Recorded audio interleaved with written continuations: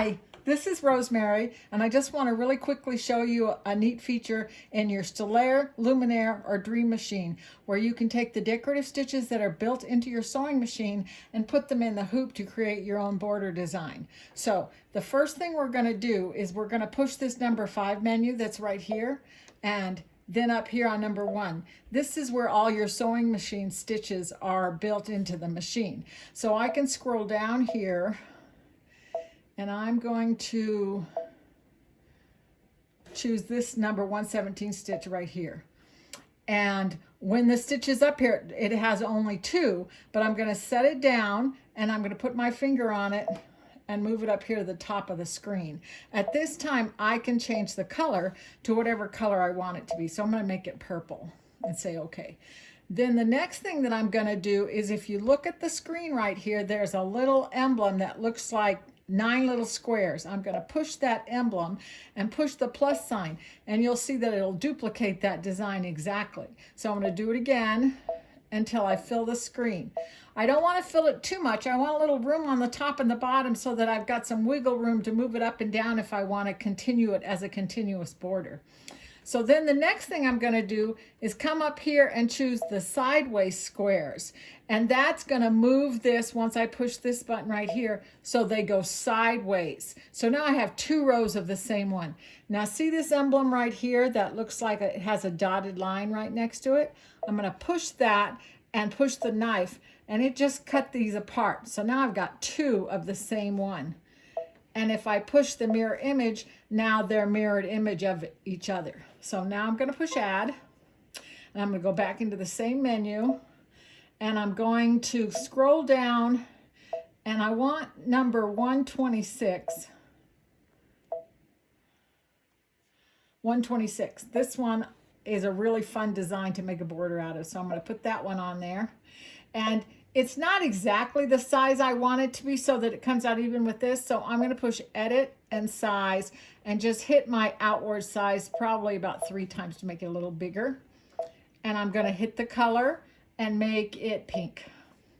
So now when I go back to the same feature again with the 9 little squares, I can actually border that one as well. And this time it fits perfectly, but if I wanted it to be squished down a little bit or pushed out a little bit, I can do that as well. I'm going to take this one and set it right here on this side. Then I'm going to do the same thing. I'm going to lay it sideways and push the plus sign. So now I've got 2. Put the cut, and then I'm going to take one and put it over here and mirror image it. So now they're facing each other. The last one I'm going to do is I'm going to push add. I'm going to go back into this menu again and push this one. And if I scroll down, there's a design here that looks like little circles. And I'm going to choose that one. Now this one is not as big as I'd like it to be. And one of the really nice things about your Luminaire, Stellaire, or Dream machine is if I go into size, I've got a feature that I can push right here that actually will allow me to change any design I want to up 200%. So now that I've chosen that, I can hold this down, and I've just made those a whole lot bigger. And then I'm going to push this, and I'm going to, let's make this one a really dark purple. So I'm going to move it up here to the top. It didn't want to move. So I'm going to move it up here to the top, line it up, push my 9 square, and push plus, plus, plus.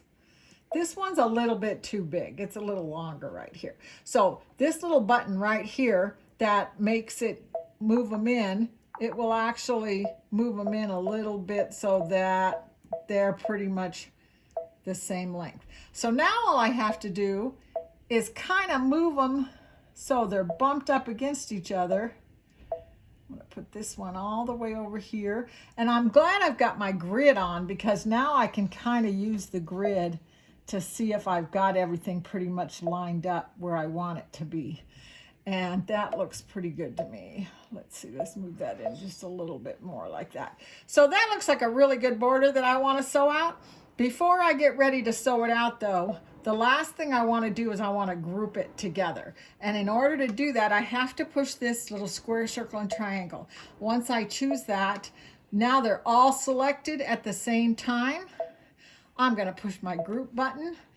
Now it's all one design, and I can use my border features to create a border with that. I can do it all along the bottom of a curtain or around the bottom of a skirt, or make a little quilt label with it, whatever I want to do with it. And I just wanted to show you before we stop some of the ones that I've done before. This one is using 3 different designs. This one is almost exactly the same one I just did for you.